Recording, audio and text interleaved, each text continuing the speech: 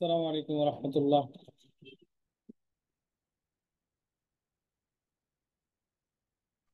ওয়ালাইকুম আসসালাম স্যার। জি, আমাকে কি শোনা যাচ্ছে ঠিক মতো? জি স্যার। আপনার স্যার স্যার শোনা যাচ্ছে। আচ্ছা, আজকে আমরা ভিভেড ফ্লার্নেটিং মেশিনের মেইন পার্টস এবং তাদের কাজগুলো কি এগুলো সম্পর্কে জানবো।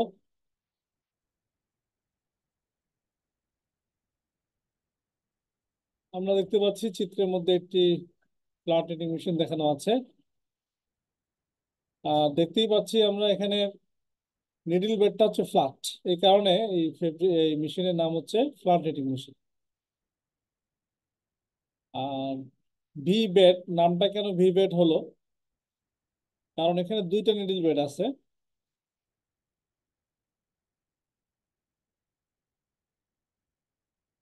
একটা হচ্ছে এই পাশে আর একটা হচ্ছে এই পাশে, এবং দুটো নিডল বেড উল্টা ভি আকৃতিতে থাকে। দুই বেডের মাঝে যে অ্যাঙ্গেল, সে অ্যাঙ্গেলটা থাকে 90 ডিগ্রি থেকে 140 ডিগ্রি।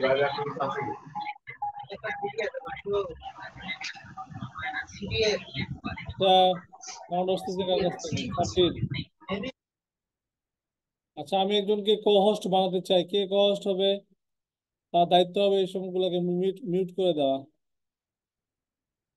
কে কো হোস্ট হবে বলো, হাত তুলো।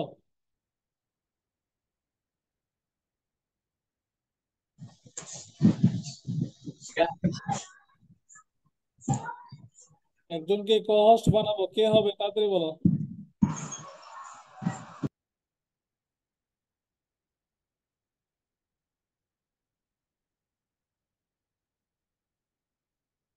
এই সিয়ারের কথা, মুনতাসির কোথায়?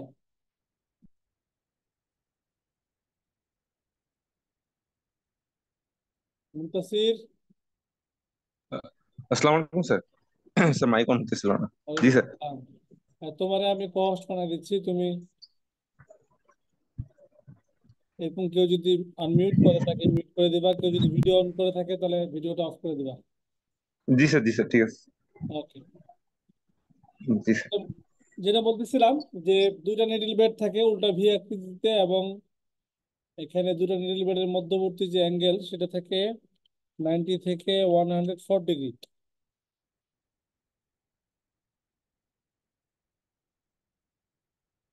আচ্ছা, পরের স্লাইডে আমরা যাব। এটা একটা সিম্পল ইলাস্ট্রেশন বোঝানোর জন্য যে প্লানেটিং মেশিনের ফ্রেমটা কিরকম হয়।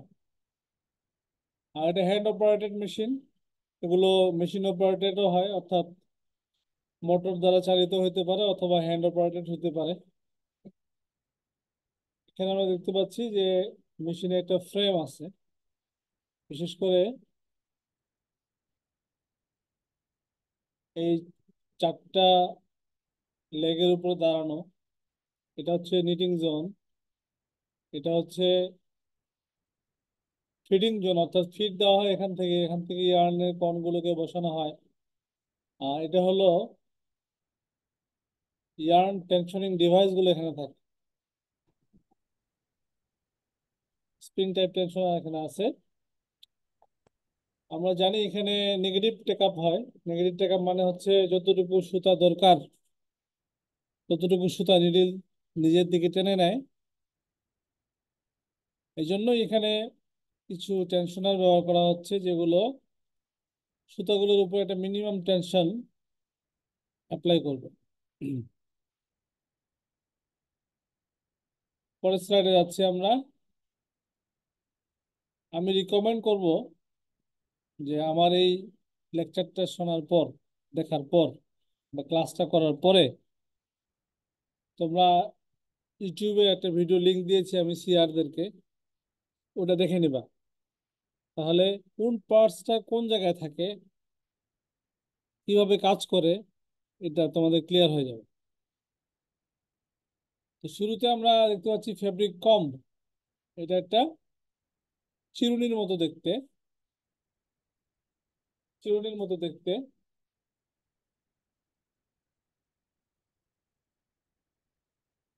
ফেব্রিক কম মানে ফেব্রিক তৈরি হওয়ার পরে প্রথম যে কোর্স তৈরি হচ্ছে আর কি, প্রথম কোর্স তৈরি হওয়ার পরে এটাকে কম্বের মধ্যে আটকিয়ে দেওয়া হয়।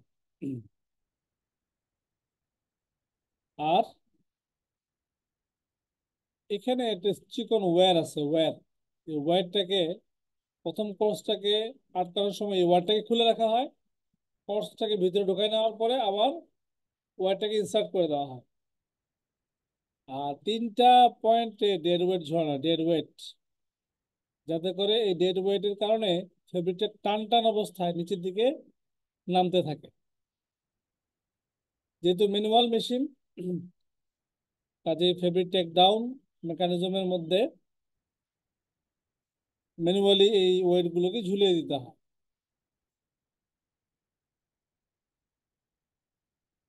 তাহলে ফেব্রিক কম্বের কাজ কি বোঝা গেছে কিনা?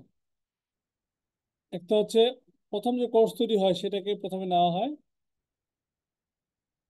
তারপরে fabric comb is hand inserted into it upwards under the needle bed, needle বেডের ভিতর দিয়ে। আমি এই জন্যই বলছি এই লেকচারটা দেখার পর অবশ্যই ভিডিওটা দেখবা, তাহলে ফেব্রিক কমটা কিভাবে কাজ করে তোমরা দেখতে পারবা।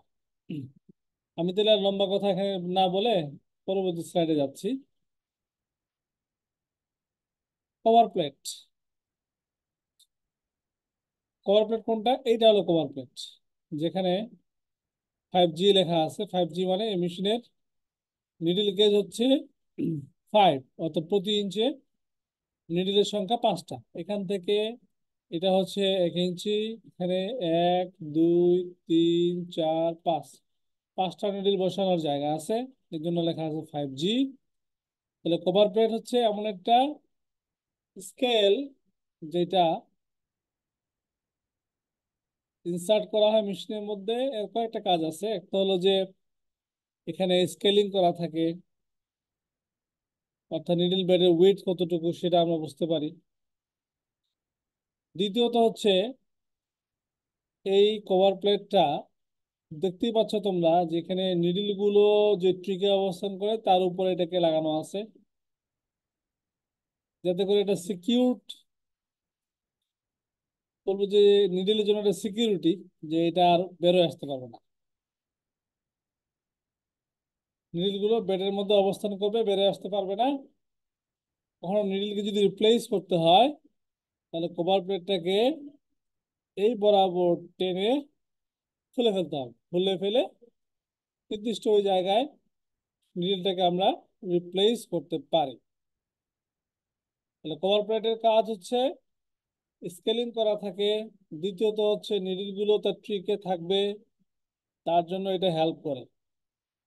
আর যদি কখনো নিডলে ড্যামেজ কোনো নিডল থাকে, সেক্ষেত্রে নিডলটাকে রিপ্লেস করার জন্য এই কভার প্লেটটাকে খুলে নিতে হয়। এই ছিল কভার প্লেট সম্পর্কে।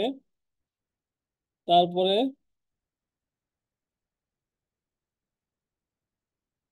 Security spring. সিকিউরিটি স্প্রিং সুন্দর একটা নাম, তাই না? সিকিউরিটি আবার স্প্রিং। প্রথমত সিকিউরিটি স্প্রিং এর সংখ্যাটা বলি। সিকিউরিটি স্প্রিং এর সংখ্যা হচ্ছে নিডলের সংখ্যার সমান, নাম্বার অফ নিডলের সমান। এখানে কিছু স্প্রিং প্রেস করা অবস্থায় আছে, কিছু স্প্রিং স্যার আছে। আসসালামু আলাইকুম। ওয়ালাইকুম সালাম। স্যার কভার প্লেটে স্কেলিং করা থাকে, সেই স্কেলিংটা কি বোঝাচ্ছে? আচ্ছা, স্কেলিং করা থাকে তার কারণ হলো ফ্ল্যাট নিটিং মেশিনে আমরা চাইলে অল্প উইডথের মধ্যে নিটিং করতে পারি, আমরা চাইলে বেশি উইডথের মধ্যেও নিটিং করতে পারি। কতটুকু উইডথের মধ্যে আমরা নিটিং করছি এটা বোঝার জন্য নিশ্চয়ই একটা স্কেলের প্রয়োজন আছে। সেন্টার থেকে দুই দিকে আমরা কতটুকু যাচ্ছি এটা বোঝানোর জন্য আসলে কভার প্লেটে স্কেলিং করা থাকে। এবং কভার প্লেটের সংখ্যা সাধারণত 4টা থাকে, 4টা। অর্থাৎ ফ্রন্ট বেডে সেন্টার থেকে ডান দিকে একটা, সেন্টার থেকে বাম দিকে একটা, এবং ব্যাক সাইডে যে নিডল বেড আছে সেখানেও ডানে এবং বামে দুইটা কভার প্লেট থাকে। তাহলে কভার প্লেটের কাজটা হচ্ছে নিটিং করার সময় নিটিং এর ওয়েট কতটুকু আমি রাখবো সেটা স্কেল দেখে আমরা ঠিক করে নিতে পারি। কথা বুঝে আসছে কিনা? জি জি। জি। এরপরে বলছিলাম সিকিউরিটি স্প্রিং। সিকিউরিটি স্প্রিং কিছু আছে প্রেস করা অবস্থায়, আর কিছু আছে উইদাউট প্রেসিং। প্রেস করা অবস্থা থাকলে কি হয়? প্রেস করা থাকলে এই পজিশনে যে নিডল গুলো আছে সেগুলো অ্যাক্টিভ হয়। কি হয়? অ্যাক্টিভ।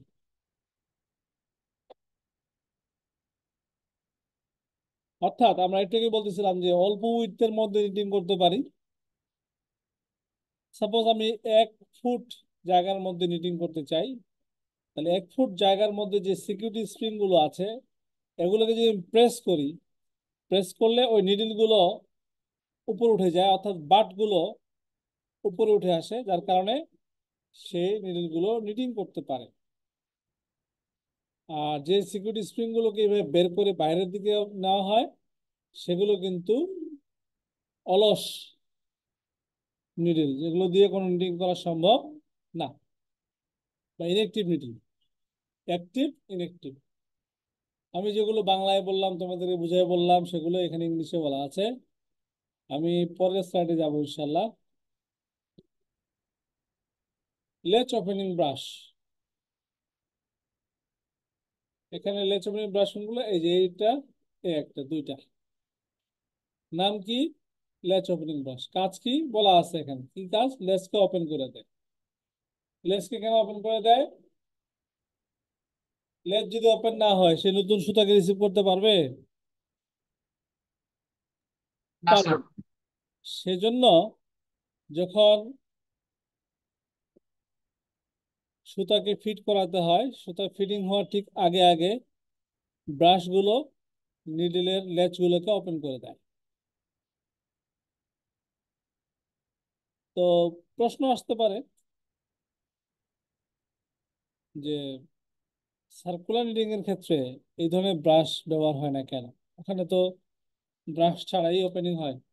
হুম, কথা সত্য। জি স্যার, শরীরের কারণে। হ্যাঁ, ওখানে যে বিষয়টা ঘটে সেটা হচ্ছে ওই লেসটাকে খুলে দেওয়ার জন্য যে ওল্ড লুপ থাকে সে ওল্ড লুপটাই কিন্তু কাজ করে, এখানেও তাই কাজ করে, কিন্তু অনেক সময় দেখা যায় এই নিডিল গুলো একটু মোটা নিডিল, একটু ভারী নিডিল, যার কারণে লেচ গুলো অনেক সময় নিজে নিজে ওপেন হতে চায় না। অর্থাৎ ব্রাশের মাধ্যমে দিলে সেই লেচ গুলো ক্লিয়ারলি ওপেন হয়ে যায়। এই জন্য লেচ ওপেনিং ব্রাশ দরকার। আর এখানে লেচ ওপেনিং ব্রাশের সংখ্যা আমি বলছি দুইটা। এটা ফ্রন্ট বেডের জন্য, একটা ব্যাক বেডের জন্য, দুই বেডের জন্য দুইটা। হুম, আচ্ছা, আমরা পরের স্লাইডে যাচ্ছি। ক্যাম ক্যারেট, অর্থাৎ ক্যামকে ক্যারি করে যে অংশটুকু এটাকে আমরা বলছি ক্যাম ক্যারেজ। এখানে দুইটা হ্যান্ডেল আছে, হাতল আছে ধরার জন্য। এটা যখন ডানে মুভ করবে তখন একটা কোর্স তৈরি হবে, আবার বামে যখন আসবে তখন একটা কোর্স তৈরি হবে। আরেকটা বিষয় খেয়াল করি আমরা, যে এই একটা নিডল বেড, এদিকে একটা নিডল বেড আছে, এবং নিডল গুলো থাকে রিপ গেটিং এ। কিসে থাকে? রিপ গেটিং এ থাকে। রিপ গেটিং এ থাকার কারণে হবে কি, যখন ডানে মুভ করব তখন একটা রিবের কোর্স তৈরি হবে, বাম দিকে যখন আবার আসবে তখন আরেকটা কোর্স তৈরি হবে। তা ডাবল জার্সি ফ্যাব্রিক তৈরি হবে এখানে। আমরা চাইলে এই মেশিনে সিঙ্গেল জার্সি ফ্যাব্রিকও তৈরি করতে পারি। আমরা চাইলে ফ্রন্ট বেডের নিডল গুলোকে অ্যাক্টিভ রেখে নিটিং করতে পারি, অথবা ইচ্ছা করলে ব্যাক বেডের নিডল গুলোকে অ্যাক্টিভ রেখেও নিটিং করতে পারি। তাহলে এই মেশিন থেকে সিঙ্গেল জার্সি করা সম্ভব, রিপ করা সম্ভব, কিন্তু ইন্টারলক সম্ভব না। সম্ভব না বলছি এই কারণে যে নর্মালি সম্ভব না, কিন্তু জোর করে যদি করতে চাই তাহলে একটু মেকানিজম করলে হবে। ওটা সম্পর্কে পরে আলোচনা হবে এক সময়। তাহলে ক্যাম ক্যারেজ সম্পর্কে আমরা জানলাম। আর ক্যাম ক্যারেজটা একটা রেলের উপর দিয়ে চলে। রেল হচ্ছে কোনটা? এই যেটা রেল, রেলের মাঝে একটা পথ আছে। পথটা কিসের জন্য? বেয়ারিং এর চাকা দিয়ে, চাকা চলবে এই জন্য। বেয়ারিং এর চাকাটা চলবে এদিক দিয়ে, তাহলে এদিকে একটা রেল আছে, এই পাশেও কিন্তু একটা রেল আছে। এই যে বেয়ারিং এর চাকা এখানে দেখা যাচ্ছে, এই যে একটা, এই যে একটা, এখানেও দুটো থাকবে, ফ্রন্ট বেডে দুটো থাকে, ওইদিকেও দুটো থাকে। তাই বলা হচ্ছে cam carriage either slides or runs on ball bearings along guide rails.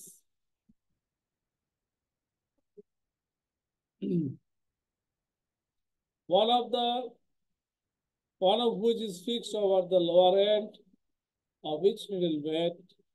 It is propelled either by hand, হাতে চালিত হইতে পারে, অথবা মোটর চালিত হইতে পারে। মোটর চালিত যদি হয় সেখানে একটা কন্টিনিউয়াস রোলার চেইন থাকে, সেটার মাধ্যমে এই ক্যাম ক্যারেজটাকে ডানে বামে মুভ করানো হয়। তো ওটাও তোমাদের জন্য একটা দেখার বিষয় যে অটোমেটিক ড্রাইভিং যেখানে হয়, আমাদের এখানে নিটিং ল্যাবে সীমাশৈকি ব্র্যান্ডের একটা মেশিন আছে অটোমেটিক, সেটা হলো মোটর ড্রিভেন। সেটাতে এই কন্টিনিউয়াস রোলার চেইনটা তোমরা দেখতে পারবে। এই হলো ক্যাম ক্যারেজ সম্পর্কিত বিষয়। আমরা পরের স্লাইডে যাচ্ছি। ইয়ার্ন ক্যারিয়ার, ইয়ার্নকে ক্যারি করে যে সেই হলো ইয়ার্ন ক্যারিয়ার। এটা সংখ্যা মেশিনে একের অধিক থাকতে পারে। সাপোজ 4 কালারের সুতা যদি ব্যবহার করতে চাই, 4টা ইয়ার্ন ক্যারিয়ার থাকতে পারে। 4টা ইয়ার্ন ক্যারিয়ার কখন সিলেকশন পাবে? তার মানে ইয়ার্ন ক্যারিয়ার সিলেক্টর এটাও থাকতে পারে। অনেক সময় আমরা দেখি সোয়েটার তৈরি করা হয়, কলার কাফ তৈরি করা হয়, সেখানে ভিন্ন ভিন্ন কালারের সুতা থাকে।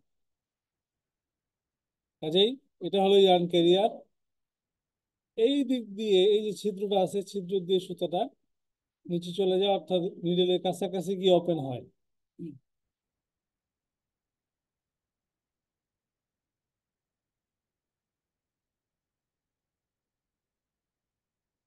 এই ছিল ইয়ার্ন ক্যারিয়ার সম্পর্কে। আমরা পরের স্লাইডে যাই। যেটা একটু আগে বলতেছিলাম যে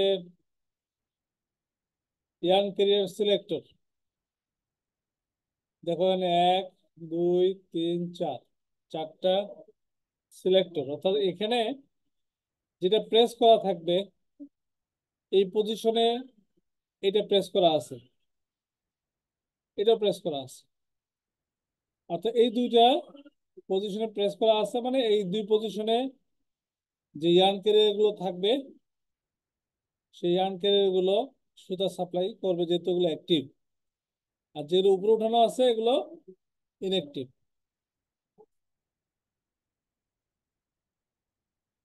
আর ডান দিকে দেখতে পাচ্ছি আমরা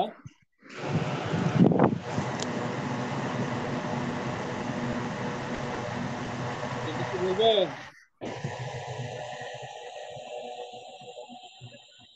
মাইক্রোফোন অন কর। এখানে আমরা দেখতে পাচ্ছি loop transferring needle, loop transfer. ঠিক আছে, একটা লুপ ট্রান্সফার করার জন্য এটা ব্যবহার করব, দুটো লুপকে ট্রান্সফার করার জন্য এটা। লুপ ট্রান্সফার আবার কি জিনিস স্যার? লুপ ট্রান্সফার করলে কি হয়? অর্থাৎ বোঝাই যাচ্ছে এখানে পাশাপাশি ওয়েলসের মধ্যে জায়গা পরিবর্তন করা যায়। সেটা কিরকম? 1 2 3 4, আমরা চাইলে এই দুইটা ওয়েলসের লুপগুলোকে এই দুটোতে দিয়ে দিব, আর এই দুটো ওয়েলসের লুপগুলোকে নিয়ে এই দুটোতে দিয়ে দিব, অর্থাৎ লুপ ট্রান্সফার বলে এটাকে। এরকম ডিজাইনকে আমরা বলি কেবল ডিজাইন, যেগুলো সোয়েটারের ক্ষেত্রে প্রচুর ব্যবহার হয়। সরি না,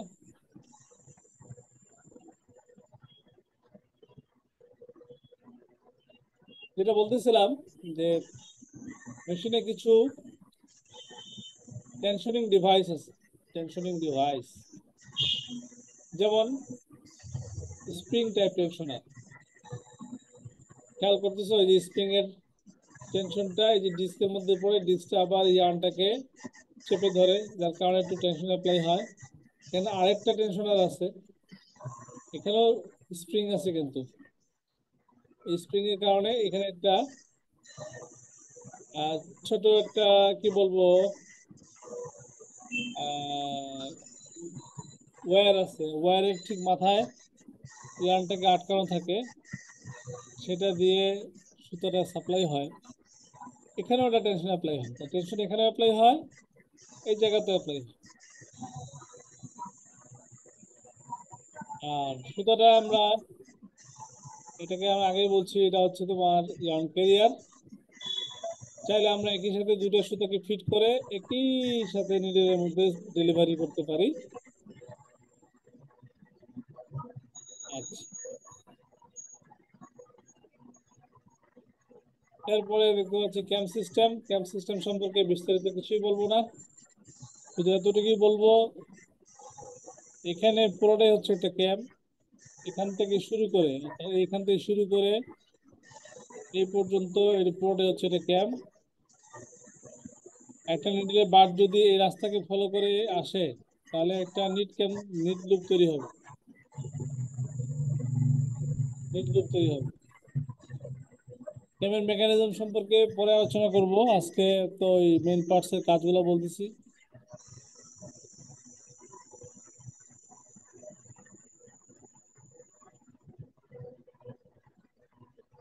ক্যামের বিভিন্ন অংশের নামগুলো আজকে বলতে পারি।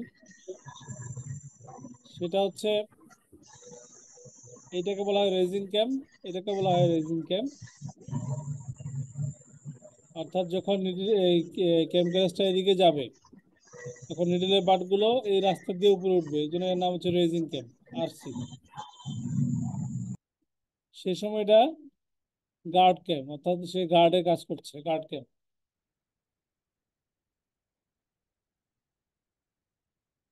এই ক্যামটার নাম হচ্ছে কার্ডিগান ক্যাম, সিসি।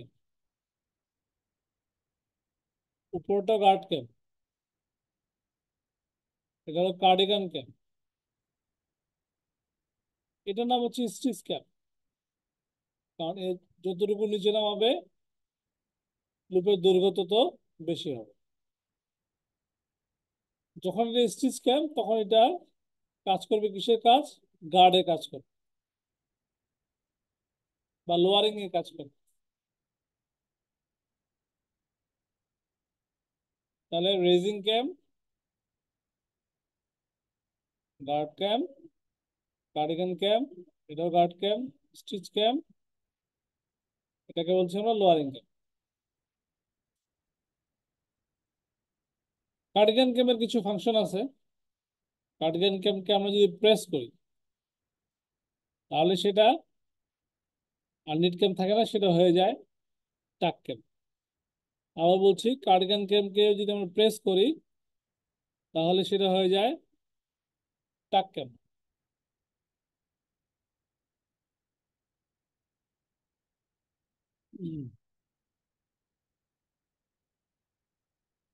আচ্ছা, এটা হলো অটোমেটিক ভিভেট ফ্ল্যাটেনিং মেশিন, যেখানে আমরা দেখতে পাচ্ছি যে আগের থেকে অনেক সুন্দর করে ডিজাইন করা। বিশেষ করে এখানে বেসমেন্ট থেকে শুরু করে টপ পর্যন্ত প্রত্যেকটা জিনিস মনে হচ্ছে সাজানো গোছানো। বিশেষ করে উইডথটা অনেক বেশি, আগের থেকে উইডথ তো বেশি। তারপরে এখানে দুইটা ক্যাম সিস্টেম একসাথে কাজ করবে, অর্থাৎ দুইটা প্যানেলকে একসাথে তৈরি করতে পারবা। এখানেও নিটিং হবে, এই জায়গাতেও নিটিং হবে, অর্থাৎ দুইটা প্যানেল একসাথে তৈরি করা সম্ভব, যেহেতু ক্যাম ক্যারেজ দুইটা আছে এখানে। আর টেক ডাউনের জন্য এখানে পজিটিভ টেক ডাউন মেকানিজম ব্যবহার করা হচ্ছে, অর্থাৎ কতটুকু নিটিং হলো ঠিক ততটুকুই সে টেক আপ করে নিচে নামাবে, এর ব্যবস্থা এখানে আছে। তারপরে এটা মেশিনটা হলো তোমার মোটর অপারেটেড, অর্থাৎ এখানে হাত দিয়ে কোনো ক্যাম ক্যারেজকে সরানোর দরকার নাই। তারপর এখানে ডিসপ্লে থাকে, কতগুলো কোর্স তৈরি হলো, কন্ট্রোল প্যানেল থাকে, ঠিক আছে। এর উপরে এগুলো হচ্ছে টেনশনার, টেনশন অ্যাপ্লাই করে, এগুলো হচ্ছে কন। জি।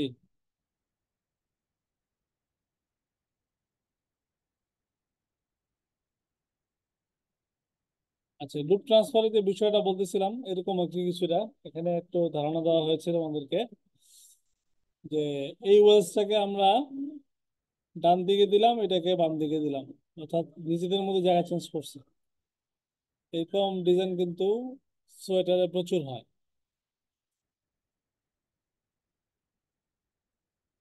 তাহলে আজকে আমরা কি কি দেখলাম? পিভেট ফ্ল্যাট নিটিং মেশিনের যে মেইন পার্টস সেগুলো আমরা দেখছি, বিশেষ করে fabric comb, cover plate, security spring, latch opening brush, cam carriage, yarn carrier, levers, অন্যান্য পার্টস গুলো, ক্যাম সিস্টেম এবং মডার্ন মেশিনের একটা চিত্র।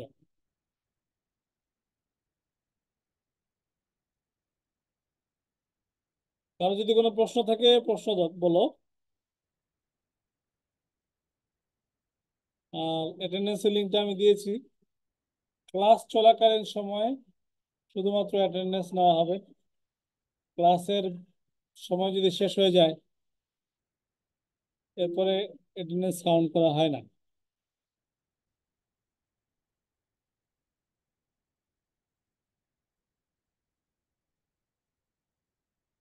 পরীক্ষায় আমি কয়েকটা পার্টসের নাম উল্লেখ করে দেবো, তার কাজ লিখতে হবে, অথবা ভিভেট ফ্ল্যাট নিটিং মেশিনের ফিচার্স কি এটা সম্পর্কে একটা প্রশ্ন থাকতে পারে। তারপরে ক্যাম সিস্টেমের বিভিন্ন অংশের নাম এবং তার কাজ, এগুলো থাকতে পারে। তো আমি বলবো, আমি শুরুতেও বলছি যে ইউটিউবে একটা ভিডিও আছে এই মেশিনের উপরে, দুইটা ভিডিও আছে আমার, একটা হচ্ছে মেইন পার্টস এর উপরে, আর একটা হচ্ছে